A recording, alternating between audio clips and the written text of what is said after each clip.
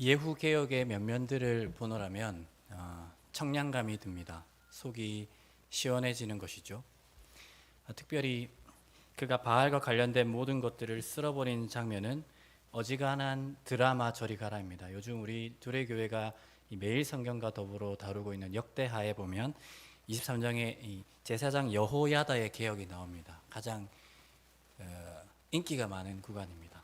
그 여호야다의 드라마틱한 개혁과 비견될 만한 열왕기하가 다루는 예후 개혁입니다.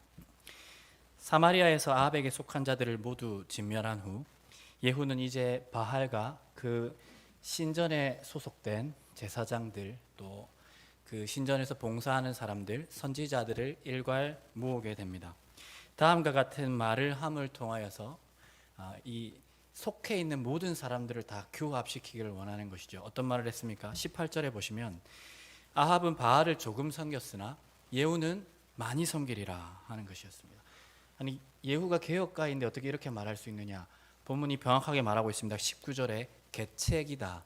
아합에게 소속된 바알에게 소속된 모든 사람들을 불러 모으기 위한 계책이다라고 분명히 쓰고 있습니다.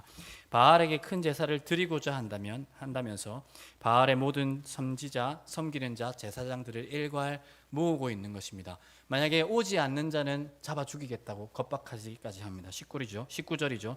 오지 않는 자는 살려두지 않겠다라고 얘기합니다. 공문이 온 이스라엘을 돌았고요. 그 공문이 돈 결과에 의해서 많은 사람들이 바알에게 소속된 모든 사람들이 한 사람도 빠짐없이 모이게 되었습니다. 21절에 보시면 바알을 섬기는 모든 사람이 하나도 빠진 자가 없이 다 이르렀고 무리가 바알의 신당에 들어가매 바알의 신당 이쪽에서 이쪽부터 저쪽까지 가득하였더라라고 이야기하고 있습니다. 오지 않으면 죽는다라고 겁박했기 때문에 마지못해서 온 것이 아닙니다. 새로 서 있는 군주가 우리가 원하는 대로 바알에게 마음껏 예배하라고 했기 때문에 신이 나서 와버린 것이죠. 바알 제단에 대한 열의에 가득 차서 와버린 상태입니다. 그런 후 예후는 예복을 맡은 자에게 이 모여있는 바알에게 소속된 선지자, 제사장, 신전에 봉사하는 자들을 모두 유니폼, 동일한 옷을 입혀버립니다. 유니폼 효과라는 것이 있습니다. 이것을 입기 전과 입은 이유가 확연히 달라지는 것이죠. 우쭐해지는 감정도 있고요. 그리고 집단의 응집력은 배가 되었을 것입니다.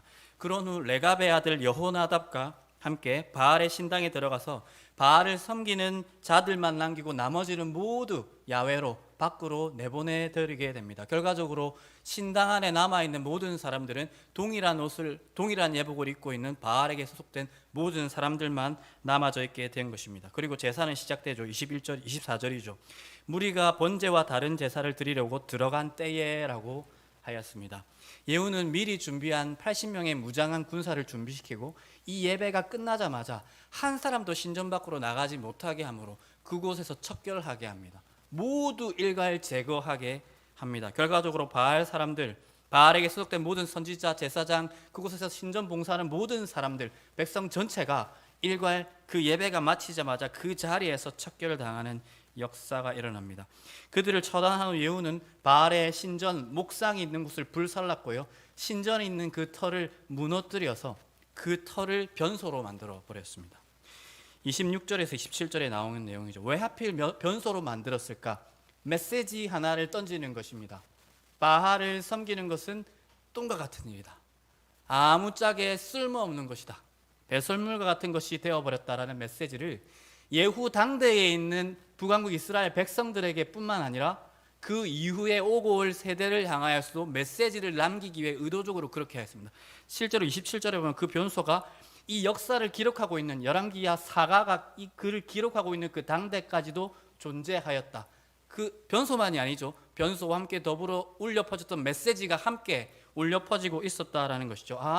바알을 섬기는 것은 똥과 같이 되는 일이구나 라는 아주 레디컬한 메시지를 오고 올 세대를 향해 만들고 있는 것입니다. 예후 개혁은 성공적이었습니다. 정치적으로 봐도 그렇고 종교적으로 봐도 그렇습니다. 사실 고대 이스라엘 언약 백성이 이제 역사적으로 살았던 이스라엘 공동체 안에서는 종교가 정치의 역할까지 감당하는 전문적으로는 재정일치 사회를 이루었기 때문에 이 두 가지를 굳이 분리해서 본문을 읽을 필요는 없습니다. 그러나 우리는 재정 분리 사회를 살고 있기 때문에 순전히 우리가 본문에 대한 이해하는 일을 용이하게 하기 위해서 이 두 가지를 좀 분리해서 설명할 필요는 있을 것 같습니다. 정치개혁에 해당하는 내용은 어디였습니까? 우리가 오늘 읽지는 않았지만 우리가 읽은 부분 앞문맥에 해당되는 내용입니다. 아합 가문의 통치자 요람과 아합의 아내 이세벨, 또 아합의 남은 아들들을 모두 일갈 정리해낸 일입니다. 정치개혁에 해당된다고 할 수 있죠. 이때 요람과 친밀한 관계를 맺고 있던 유다의 왕 아하시아 역시 함께 척결당합니다. 아하시아와 그의 아들들 역시 일괄 정리됩니다. 이 내용이 우리가 매일 성경과 더불어 다루고 있는 22장, 역대하 22장에 아주 단편으로 존재해서 나오고 있습니다. 그러니까 예후개혁이 열왕기 하에서는 매우 소상하게 북왕국 이스라엘 내에서의 개혁이기 때문에 다루어지고 있지만, 그것이 역대하에서는 아주 짤막한 형태로 유다왕 이 아하시아와 그의 형제들이 척결당하는 그 접점에서 아주 단편적으로만 다루어지고 있습니다. 예후는 아합과 관련된 모든 정치 영역의 적폐를 뿌리 뽑습니다. 이를 통해 새로운 정치적 환경, 하나님의 율례와 법도만이 온전히 스며들 수 있는 정치적 환경을 만들어 낸 것입니다. 그리고 두 번째 종교개혁이죠. 제가 방금까지 설명했던 내용입니다. 바로 바알에게 속한 자들을 한날 한시에 없애버렸고 그 신전터를 모두 무엇으로 만들었다고요? 변소, 똥간으로 만들어버린 일입니다. 모든 이교적인 것, 이스라엘의 하나님을 온전히 예배하지 못하게 하는 것, 아니 이스라엘의 하나님만을 온전히 예배하지 못하게 하는 이교적 잔재, 우상의 잔재들을 모두 일갈 한날 한시에 정리해버린 것입니다. 무너뜨리고 변소로 만드는 것입니다. 북왕국 이스라엘 전체가 하나님만을 예배하고 그분만을 높이며 경배하는 예배적 환경을 조성한 것입니다. 원고가 많아가지고 빨리 하고 있는데 이제 좀 천천히 하겠습니다. 예, 여기까지 빨리 하기라고 이렇게 써놨습니다. 8페이지까지 빨리 하고. 더 좋아졌겠죠. 예후 개혁 이전과 이후 상대적으로 이후에 훨씬 북왕국 이스라엘이 훨씬 더 나아졌겠죠. 어떤 측면에서요? 정치적인 측면과 예배적인 측면에서 나아졌을 것입니다. 하나님의 율례와 법도가 실현될 수 있는 더 좋은 정치적 환경이 조성되었을 것이고요. 하나님만 예배할 수밖에 없는 더 좋은 종교적 환경, 예배적 환경에 놓여져 있을 것입니다. 더 좋아졌겠죠? 그러면 이 질문은 어떻습니까? 예후 개혁을 통해서 그렇다면 절대적으로 북왕국 이스라엘이 온전해졌을까? 이 질문에 어떻게 대답할 수 있습니까? 사실 그렇다라고 대답하기 쉽지 않습니다. 상대적으로는 더 나아졌다고도 볼 수 있지만 절대적으로 그야말로 퍼펙트한 차원에서 온전해졌는가, 정치적으로도 예배적으로도 온전해졌는가라는 질문 앞에서는 선뜻 그렇다고 답할 수 없는 노릇입니다. 왜냐하면 우리가 읽은 28절에 바알을 멸하였으나라는 부분부터 31절까지의 구간을 우리가 이미 읽어버렸기 때문입니다. 곧 단과 베델에 서 있던 금송아지가 척결되지 않았다, 해결되지 않았다, 무너지지 않았다, 단과 베델에 있던 금송아지는 변소가 되지 않았다라는 미완의 개혁에 대해서 우리가 이미 본문과 더불어 읽었기 때문입니다. 매일 성경과 더불어 역대하를 우리가 읽으면서 성도님들 다 아시죠? 그야말로 레디컬한 개혁자 혹은 제사장 혹은 왕이 일어날지라도 그것이 한순간에 이전보다 더 안 좋은 방향으로 원상복귀되는 것은 그야말로 한순간이다라는 것을 우리는 역대하를 묵상함을 통해서도 알 수 있습니다. 이 보고 앞에, 즉 단과 베델에 서 있었던 느밧의 아들 여로보암의 죄로부터 예후가 떠나지 않았다는 이 보고는 그래서 우리에게 매우 익숙한 것입니다. 아, 그렇구나, 예후가 끝내 우상의 몇몇을 극복하지는 못했구나, 아직 이교적인 잔재를 완벽하게 털어내지는 못했구나라는 생각이 듭니다. 그렇구나, 예후 역시 하나님만을 섬겼던 개혁자는 아니었구나라고 우리가 생각하기 쉽습니다.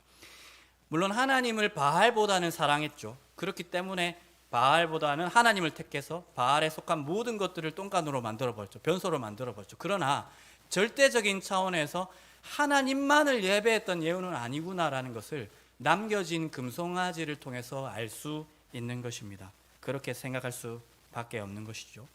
하지만 그렇지 않습니다. 그렇지 않습니다.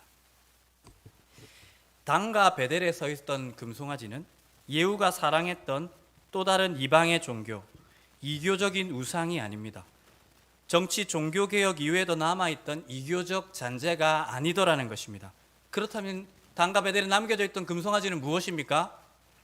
끝끝내 남아있던 이방인 신들의 영향력, 이교적인 우상숭배적 잔재가 아니라면 단과 베델에 남겨져 있는 금송아지는 도대체 무엇이란 말입니까? 하나님이십니다. 하나님 여호와이십니다.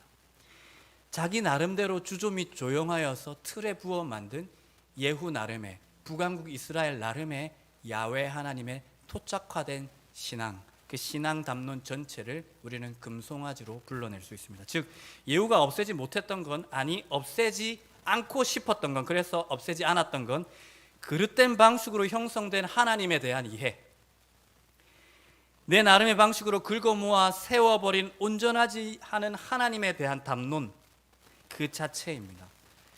금송아지는 바알과 아세라와 같은 이방 신들이 아닙니다. 예후와 북이스라엘 백성들 입장에서 금송아지는 하나님입니다. 뭐라고요? 하나님입니다. 하나님 그 자체입니다.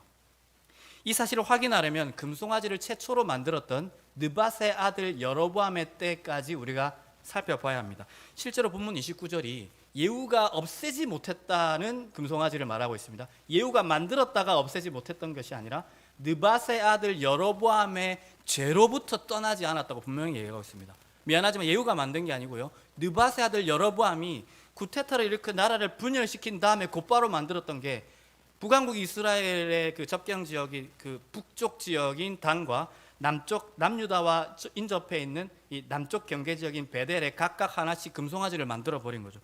그 금송아지를 예후가 없애지 못했다는 거예요. 그리고 그 금송아지를 만든 느밧의 아들 여로보암의 의도는 이것이 다른 신이 아니라 자기가 지금 믿고 있는 야훼 신앙의 대상이 된다라는 내용이었습니다. 느밧의 아들 여로보암은 남쪽 경계인 베델에 북쪽 경계인 단에 금송아지를 각각 만들어 놓고 백성을 불러 모읍니다. 북쪽에 있는 단 지역으로 의도적으로 이제 불러 모읍니다. 그리고 열왕기상 12장 28절을 보면 이와 같이 이 금송아지에 대해서 백성들 앞에서 소개합니다. 백성들아 봐라, 이는 너희를 애굽 땅에서 인도하여 올린 너희의 신들이다. 다시 읽어드리겠습니다. 이는 너희를 애굽 땅에서 인도하여 올린 너희의 신들이다라고 분명히 얘기하고 있습니다. 여기서 이 신들이다라고 번역된 히브리어 원어는 엘로힘이라는 단어입니다. 엘로힘은 어떤 문맥에서는 하나님 여호와를 가리키기도 하고, 어떤 문맥에서는 신들, 또 어떤 문맥에서는 천사들을 의미하기도 합니다. 그러나 이것이 아주 그때그때마다 맥락에 따라서 달라지기 때문에 한 단어의 그 의미는 그 단어가 속해 있는 직접 문맥, 컨텍스트 안에서 파악 가능하고 이제 규정 가능해야 되는 것이죠. 우리가 읽은 열왕기상 12장 28절의 엘로힘은 신들이 될 수 없습니다. 또 추후에 제가 말하게 되겠지만 일반 명사 신도 될 수 없습니다.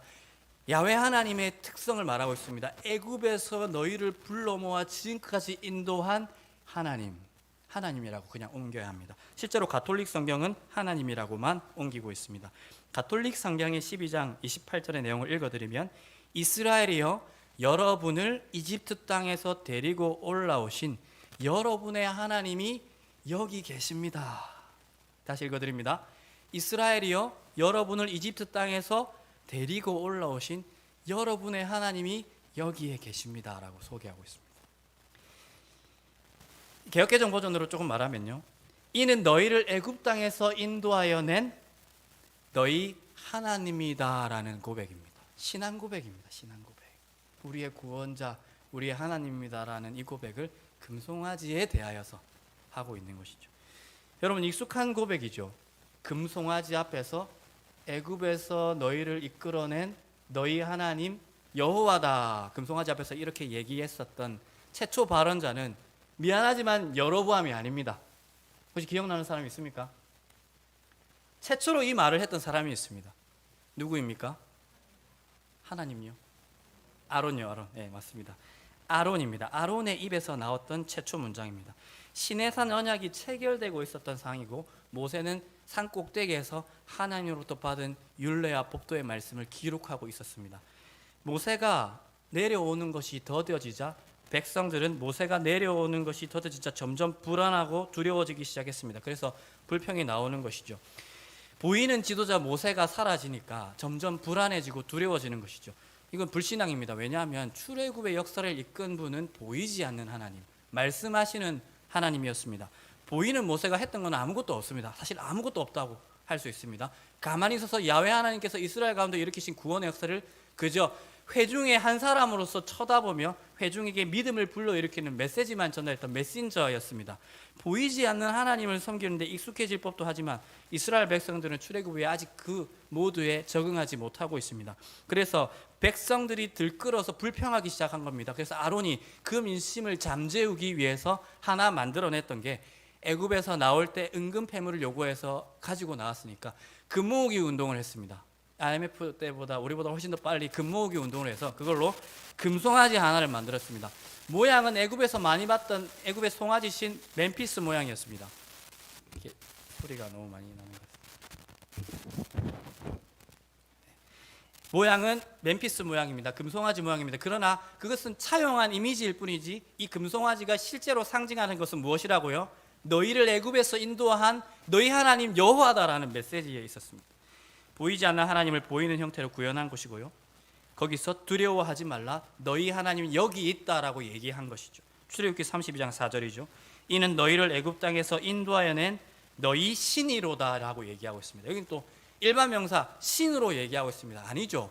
이스라엘 입장에서 신은 없습니다. 하나님이라고 옮겨야 합니다.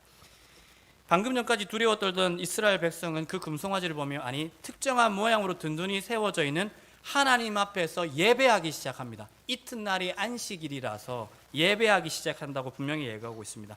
번제와 화목제를 드리고 앉아서 언약의 식사를 나누고 뛰놀았다라고 얘기하고 있습니다. 이교적인 신을 섬긴 게 아니고 야훼 하나님을 예배했다고 얘기하고 있습니다. 그 모습을 시내산에서 내려오던 모세가 봤죠. 어떻게 했겠습니까? 두 돌판을 던져서 금송아지를 깨버립니다. 그리고 조각난 그 금송아지를 불에 태워버립니다. 불에 타니까 가루가 되겠죠. 그 가루를 물에 타서 이 일에 동참한 백성들 일반에게 모두 마시게 합니다. 끔찍했던 금송아지 사건이 이렇게 역사와 함께 사라지게 됩니다. 그로부터 500년이 흐른 이후에 여로보암 때 다시 부활한 것이죠. 같은 모양, 같은 메시지로, 같은 모양 금송아지로 같은 메시지, 이는 너희를 애굽에서 인도하여 낸 너희 하나님이다라는 이 문장으로 여로보암 때 500년이 지나 다시 부활하게 된 것입니다. 바알을 섬기는 신전은 변소가 되었는데 단과 베델에 서 있었던 금송아지는 없어지지 않았다는 사실, 이 사실은 우리에게 불편한 사실 하나를 툭 하고 던져줍니다. 곧 이교적인 영향력을 우리 가운데에서 없이 하는 것보다 더 힘든 일이 있다. 그것이 무엇입니까? 내 나름대로 사유하고 확정한 하나님에 관한 이해다라는 것입니다. 하나님이 아닌 다른 것들을 척결하는 일보다 훨씬 더 어려운 일이 무엇인 줄 아십니까? 그릇된 내 나름의 방식으로 해석된, 재구성된, 그래서 폼 안에 부어 주소 및 조형하여 만들어내버린 나만의 하나님, 우리만의 하나님, 그들만의 하나님, 토착화된 하나님, 상황화된 하나님이 사실은 이방인들이 또 이교적인 우상이 척결되더라도 그 하나님은 여실히 남아서 우리를 괴롭히더라 하는 것입니다. 예를 들어 이런 것이죠. 신천지에 빠진 청년들이 있습니다. 신천지에 빠진 청년들도 오늘 이 대한민국 사회를 살아가고 있는 청년들이기 때문에 그들도 돈과 권력을 추구할 수 있습니다. 그리고 그들도 육체를 가지고 있는 사람들이기 때문에 음란함을 붙여주려는 음란한 마음과 사투해야 할 것입니다. 그리고 신천지 교도들 청년들에게도 그러한 욕망은 자기의 신천지식의 신앙을 순결하게 지키기 위해서 척결해야 될 예배, 이제 개혁의 대상이라고 생각할 수 있습니다. 그런 것들을 부정하고 개혁하려면 그들 역시 부단한 노력을 해야만 할 것입니다. 마치 우리 기독 청년들이 그런 것들과 사투하면서 계속 개혁을 단행해야 되는 것처럼 그들도 마찬가지라는 것이죠. 마치 예후가 이교성을 추구하는 정치와 종교 예배를 개혁하려고 할 때 수고했던 것처럼 그 일 자체를 위해서 많은 에너지가 소모될 것입니다. 에너지 소모가 많고 힘들지만 그러한 일들은 꾸역꾸역 노력하면, 더 많이 노력하면 개혁할 수 있는 주제입니다. 마치 예후 개혁이 성공으로 돌아갔던 것처럼 그 측면에서는 바알에게 소속된 제사장들, 선지자들, 그 신전 봉사자들 모두를 개혁하고 그곳을 똥간으로 만들어봤던 개혁이 성공했던 것처럼 우리에게도 외부의 세력, 우리가 거침없이 밀어내야 될 이교적인 잔재, 욕망, 높아지려는 마음, 돈과 권력, 음란함을 향해서 이끄는 우리의 욕망과 사투한 줄은 열심히 노력하며 개혁할 수 있는 주제입니다. 하지만 그것보다 부정되고 개혁되기 어려운 내용이 있습니다. 더 힘든 것이 무엇인지 아십니까? 이만희식으로 성경을 읽는 해석 방식입니다.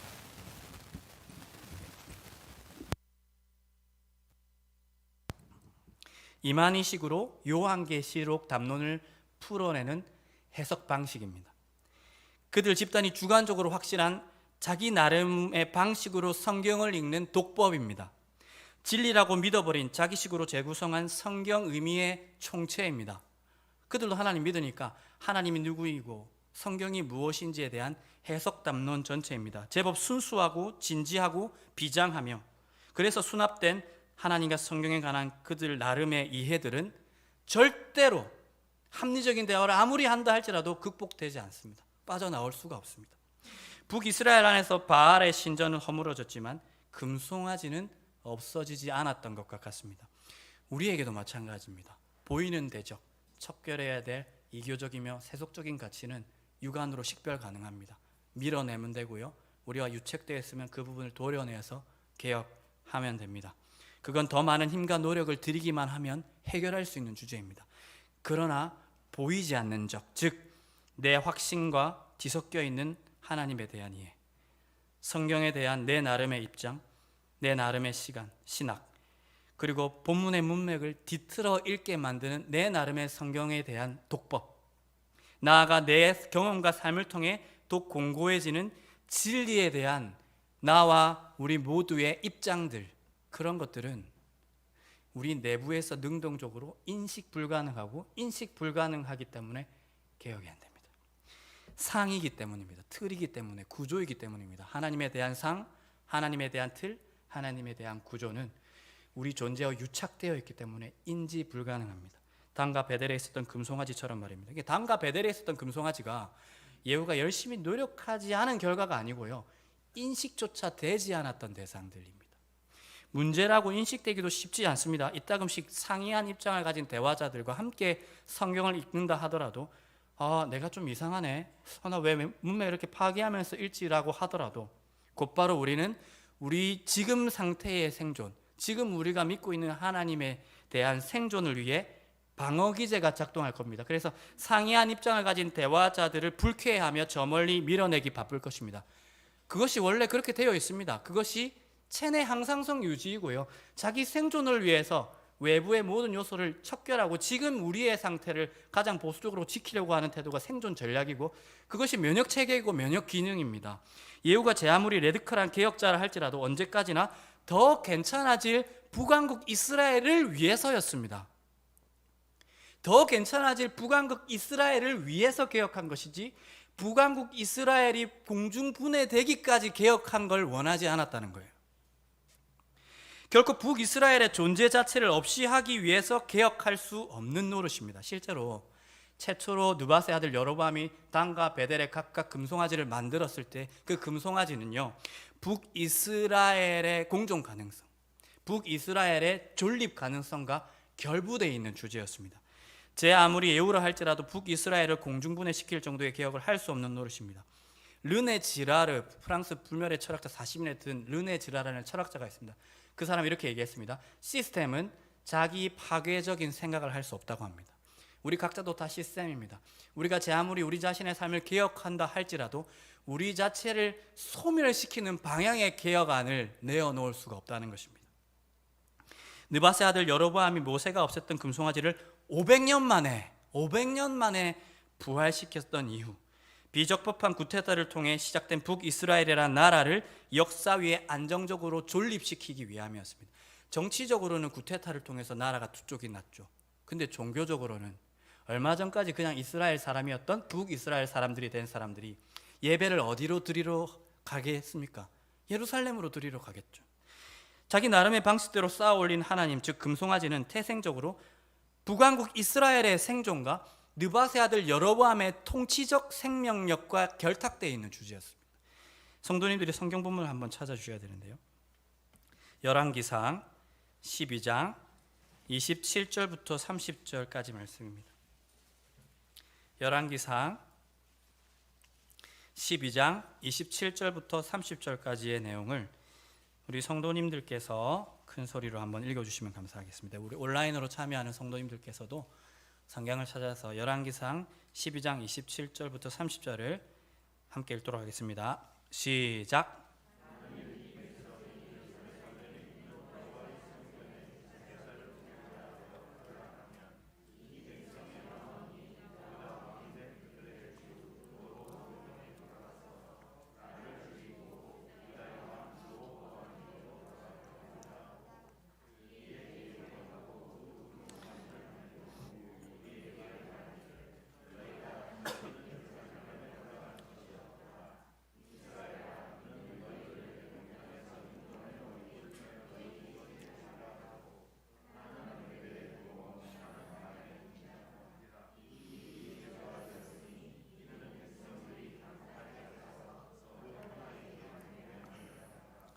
여로보암이 의도적으로 남유다와 인접한 베델에는 사람들 데리고 가지 않죠. 이것도 피하고 싶은 겁니다.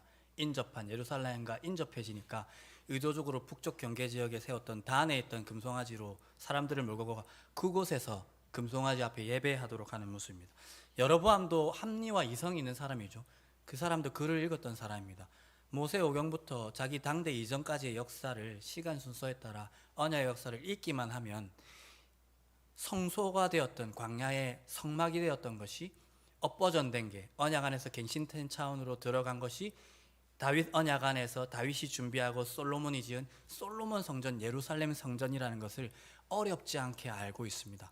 그곳에서 하나님을 예배하고 번제와 화목제를 드리고 속죄제를 드리고 대속제를 지키고 아침과 저녁마다 상번제를 드리고요. 또 백성이 자기 죄를 위하여서 성전에서 기도하면 예루살렘 성전에서 하나님이 들으시고 그들의 죄를 용서하신다는 주제는 문자적으로 글을 읽으면 어디에나 나올 수 있는 그러한 내용들입니다. 그런 내용들이 곳곳에 예루살렘 중심으로 기록된 하나님의 말씀의 내용들이 곳곳에 있는데 그런 내용 전체를 불태웠다가 성경 전체가 불타는 것이고요. 화이트로 지워서 수정하는 것도 하루 이틀로 끝난 일이 아니라는 거예요. 하지만 어떡하겠습니까? 정치적으로 나라는 두 개가 되었고요. 종교적으로는 예루살렘 중심부로 향해서 본문이 계속 예배하라고 하고 있습니다. 그러면 느바세 아들 여로보암은 어떻게 될까요? 정치적으로 나를 따르고 예배적으로는 예루살렘으로 가서 예배드리라. 재정일치사회인데 그러면 자기 통치권이 설 수가 없겠죠. 북왕국 이스라엘이 와해되고요 유지 존속될 수가 없는 것입니다. 존립되기 위해서는 새로운 하나님에 대한 담론, 예배적 담론이 반드시 요청되었습니다. 그러니 어쩔 수 없는 것이죠. 북의 경계 단과 남의 경계 베델에 각각 그 경계 지역에 자기 나름대로 주조 및 조형하여 금송아지 모양의 상을 만들고, 정말 초창기엔 바보 같은 소리 아니었겠습니까? 하나님 보이지 않으시고 하나님의 성전에 대해서 예루살렘에 대해서 예배드렸던 사람들이 얼마 전까지 갑자기 금송아지 앞에서 이게 너희 하나님이다라고 하면 믿겠습니까? 못 믿었겠죠. 그래서 초창기에 이게 진짜 바보 같은 소리가 되었습니다. 실제로 역대하 11장에 보시면 느바세 아들 여로보암이요, 그러니까 북왕국 이스라엘이 구테타를 일으켜서 북왕국 이스라엘이 되기 전 상황에서는 그냥 레위인들이 이스라엘 전역에 흩어져서 살았지 않겠습니까? 그러니까 42성읍 플러스 6성읍, 도피석 6성읍이고 42성을 포함한 48성읍에 흩어져서 살고 있다가 한날 한시에 북이스라엘 지파 경내에 살던 레위인들은 한순간에 하나님을 예배하는 예배자에서 북왕국 이스라엘 국민이 되어버린 것입니다. 그래서 그 레위인들이요, 북왕국 이스라엘의 왕인 느바세 아들 여로보암의 예배적인 행태가 견디기 힘들어서 레지스탕트 했을 것입니다. 그건 역사의 과정입니다. 그리고 이제 역대하 11장 15절에 보시면 여로보암이 여러 산당과 순념소 우상과 자기가 만든 송아지 우상을 위하여 친히 제사장들을 세웠다고 하고 있습니다. 그러니까 레위인들과 제사장들, 정통성 있는 레위인들과 제사장들을 다 해직 직분자들로 만들어 버리고요, 너희들 시끄럽다 소리 듣고 싶지 않다고 해서 자기가 원하는 사람들을 제사장으로 세웠다고 했어요. 그러면 이 해직 레위인들은 어디로 갔겠습니까? 유다 르호보암에게로 갑니다. 그래서 르호보암이 복을 누렸더라라고 이제 역대하 기자가 쓰고 있습니다. 초창기에는 이 금송아지 앞에서 예배드리는 것이 말도 안 된다라는 여론이 있었겠죠. 그러나 우리가 알고 있지 않습니까? 그게 어떤 말도 안 되는 일일지라도 시간이 지나고 적응하면 또 적응 못할 법도 없죠. 우리는 생각한 대로 살다가도 사는 대로 생각을 고쳐 먹기도 하는 인생들이기 때문입니다. 결과적으로 북이스라엘 사람들, 느바세 아들 여로보암뿐만 아니라 북이스라엘 사람들 전체는 금송아지를 자신을 애굽에서 인도하여 낸 북이스라엘의 하나님 여호와로 실제로 믿기 시작하였습니다. 그 금송아지 앞에서 기도도 하고요. 그 금송아지 앞에서 예배도 하고요. 은혜도 받고요. 그 금송아지 틀 앞에서 삶에 대한 확신도 누리고요. 이제는 그 금송아지가 아니 그 하나님이 나의 하나님, 나의 일부가 되어버렸습니다. 내 나름의 신학과 신앙이 내 삶과 경험과 아니 내 존재와 완벽하게 유착되고 결탁되어 버리는 순간입니다. 그러므로 금송아지를 찍어 없애버리는 것, 즉 자기 부정은 북왕국 이스라엘 안에서 능동적으로 일어날 수가 없었습니다. 가능한 건 바알의 신당을 없애고 불태우고 그곳에 변소를 만드는 것 정도의, 그것도 아주 레디컬한 개혁이지만 그것을 넘어선 북이스라엘 존재 자체를 걸어 그걸 공중분해시킬 만큼의 레디컬한 개혁은 북이스라엘 안에서 여로보암 안에서 예후 안에서 일어날 수 있는 것들이 아니더라는 것입니다. 결코 금송아지를 찍어 없애버림으로 북이스라엘의 운명은 똥이다. 우리에게 정통성이 없다. 우리는 없어져야 되고 우리는 없어짐으로 유다에게 기속돼야 되고 연합을 이루어내야 된다까지의 개혁은 북이스라엘의 시스템 안에서는 상상할 수 없고 인지할 수 없는 개혁 아니었던 것입니다. 그 정도의 자기 부정은 자의적으로 일어날 수 없는 것입니다. 결국 어떻게 됩니까? 북이스라엘 백성들, 북이스라엘 왕들 끝까지 금송아지를 끌어안은 채 타의적으로 부정됩니다. 아수르를 통해서 그저 멸절될 뿐이지 자기 능동적인 신념과 의지를 통해서 북이스라엘이 없어져야 한다, 유다와의 온전한 하나님의 연합을 이루어야 한다에 해당되는 개혁안까지는 가지 못하고 그저 타의로 멸망하기에 이릅니다. 사랑하는 성도 여러분, 우리 주 예수 그리스도께서 2000년 전 유대 사회라는 맥락, 옛 언약이라는 맥락 안에서 유대인들, 예수 믿지 않는 유대인들이 자기를 따라오려거든, 누구든지 나를 따라오려거든 자기 십자가를 지고 자신을 부정하여 나를 쫓을 것이다 라고 말했을 때의 자기 부정의 의미는 북이스라엘 왕 예후가 금송아지를 없애는 것과 비견될 수 있는 것입니다. 결코 우리가 흔히 생각하는 내 안에 존재하는 이기심, 높아지려는 마음, 세속적 욕망을 부정하는 것 정도가 여기서의 자기 부정이 아니다라는 것입니다. 더 착한 사람, 더 겸손한 사람, 나보다 더 낮은 자를 향해서 흘러가는 것 정도의 자기 부정을 이루어내는 의미의 자기 부정이 아니다라는 것입니다. 예수 그리스도께서 말씀하신 자기 부정, 사도 바울이 말했던 자기 부정은 여러분들이 지금 믿고 있는 진리라는 책에 성경을 읽을 때 주요하게 보는 포인트들, 그래서 형성된 기독교 여러분 나름의 담론들을 내려놓고 그 진리 체계를 부정할 의향이 있느냐 하는 것입니다. 곧 유대교 안에 있는 것이 하나님 백성됨이 아니라 유대교가 단죄하여 십자가에 매달아 버린 죽인 예수를, 내 모든 걸 부정하고 해석 신호를 부정하고 쫓을 의향이 있느냐의 문제였습니다. 곧 너희가 진리에 대한 확신을 가지고 완벽하게 이단화로 지급해 십자가에 매달아 버린 예수를 너희의 하나님이 주와 그리스도가 되게 하셨다는 것을 받아들일 수 있겠느냐에 대한 도발이었습니다. 유대교 안에서 누리던 은혜, 진리에 대한 확신, 모든 교제하던 사람, 가족, 친구, 삶의 의미, 추억, 아름다움, 꿈, 소망 등의 모든 것을 부정해버리고 유대교가 이단이라고 하는 예수파 그 모임을 향해 너네가 내 가족이다, 너네가 내 친구이다, 내가 지켜야 될 진정한 기업이다, 삶이다, 아름다움이다, 꿈이다, 소망이다, 희망이다 할 수 있느냐의 문제였습니다. 그리고 그들 가운데 자리를 펴서 삶을 살 수 있느냐, 그들을 형제자매로 부르며 주저앉아 살 수 있느냐의 문제였습니다. 1000년 전통을 자랑하는 예루살렘 성전 공동체였습니다. 중간에 무너지고 멸망하긴 했지만 1세기 당대까지, 다윗부터 1세기 당대까지 1000년 동안 건물 안에서 제사를 통해서 예배드렸습니다. 그런데 그걸 부정하고 예수를 나의 구주로 영접한 사람들 안에서 예수를 참다운 희생양으로 고백하며, 어린 양으로 고백하며 떡을 떼며 시와 찬미와 아름다운 노래들로 소박한 모임을 이어가는 것이 구약이 바라봤던 예배적 실체라고 받아들일 수 있겠느냐의 문제였습니다. 그거 진짜 믿어져? 그거 진짜 받아들일 수 있겠어? 정말 그렇게 생각해? 라는 문제였습니다. 이 문제가 매우 현저한 문제를 만들어 놓았습니다. 히브리서가 기록될 당시에 이 고백으로 새 언약 공동체 안에서 성전에서 예배드리지 않고 예루살렘 교회 안에서 예배드렸던 사람, 새 언약 안에서 예배드렸던 그 사람들, 즉 가정별로 나누고 떡을 떼고 그리스도께서 제정하신 성만찬을 행하면서 이것이 우리의 예배다라고 지켰던 사람들이 한날 한순간에 유대교로 돌아가고자 하는 운동성이 보였습니다. 그래서 히브리 기자가 쓰지 않습니까? 너희는 뒤로 물러가 침눈에 빠질 자들이 아니다. 구약이 바라보는 실체가 우리다. 그런데 더 좋은 걸 누리는 너희가 왜 다시 백으로 후진으로 돌아가려고 하느냐라는 내용으로 아론보다 훨씬 위대한 제사를 예수 그리스도께서 단번에 드렸기 때문에 이제 더 이상 예루살렘 성전에서 예배드릴 필요가 없다. 우리가 실체며 목표이다, 결과치다라고 얘기하였던 것입니다. 그걸 가능하게 하는 판단이 자기 부정입니다. 그 고백을 이끌어내는 것이 자기 결단이며 자기 부정입니다. 자기 안에 있는 일부의 욕망, 그것만을 부정하는 것이 아닙니다. 그 정도의 자기 부정이라면 유대교라는 맥락 안에서도 충분히 가능한 것들이었습니다. 예후가 마치 개혁하였던 것처럼 그 정도의 개혁이라면 북이스라엘 안에서도 충분히 가능했고요, 유대교 안에서도 이타적인 사람들, 가난한 사람을 도왔던 사람들, 지금도 이스라엘 히브리인들 중에도 천지백갈입니다. 이게 사투리가 계속 나오네요. 자기 안에 있는 일부의 욕망만이 아닙니다. 여로보암이 금송아지를 찍어내므로 북이스라엘을 포기하게끔 만드는 수준의 자기 부정입니다. 곧 자기가 지금 진리라고 믿는 믿음의 내용을 부정하는 것을 말합니다.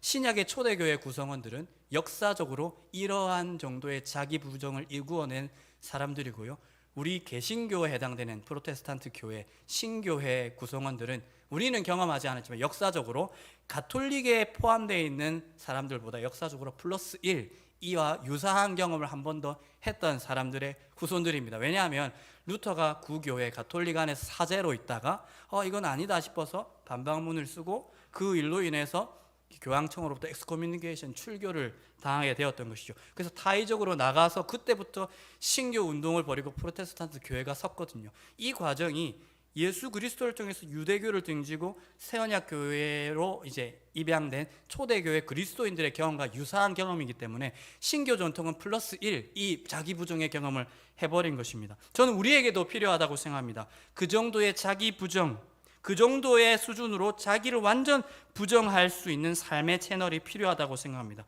그런 자기 부정을 이루어낼 삶의 가능성이 우리 모두에게도 절실히 필요하다고 생각합니다. 저는 그 방법이 나와 상이한 입장을 가진 사람들과 대화하는 것이라고 생각합니다. 나 완전 다른, 불편한, 같이 있기도 싫은 그 사람과 더불어 성경을 읽고 그 사람의 해석을 듣고 내가 틀릴 수 있다는 가능성 위에 나의 것을 말하고 그의 것을 듣는 대화라는 방식, 그 자체가 우리가 그와 같은 자기 부정을 일으킬 수 있는 조그마한 채널을 우리의 삶에 확보하는 일이라고 생각합니다. 아무도 못 보는 가운데 눈치 보면서 밤에 찾아왔던 이상한 한 청년을 찾아왔던 니고데모와 같이 사내들인 공회원의 자격을 정지당할까 두려워 떨면서도 제가 하는 말이 궁금하긴 한데 찾아와서 묻고 답했던 니고데모와 같은 그 정도 대화의 채널을 우리는 가져야 됩니다. 에클레시아 레포르만다 셈퍼 에스트 레포르만다, 개혁된 교회는 항상 개혁돼야 된다. 개혁파 교회의 슬로건입니다. 우리가 단회적으로 개혁했을지라도 우리 안에 불순물이 있을 수 있고 우리가 우리 나름대로 또 하나님 솔라 스크립투라 성경 말씀, 오직 성경 말씀을 기준하지 않은 내 해석, 내 철학, 내 가치로 운집시켜 만들어낸 금송아지가 언제든지 우리 가운데 우리의 존재를 지키는 경계 지역에 있을 수 있으니 우리 자신이 완전하다 생각하지 아니하고 나는 언제든지 틀릴 수 있다는 전제 위에 그 정도의 자기 부정을 일구어낼 수 있는 삶의 채널, 삶의 가능성들을 우리가 확보할 수 있기를 간절히 소망합니다. 내가 구축한 금송아지 입장에서는 그 일이 매우 피곤한 일이고 소모적인 일입니다. 그러나 그 피곤하고 소모적인 대화를 통해서만 우리는 자신을 부정해낼 수 있는 것입니다.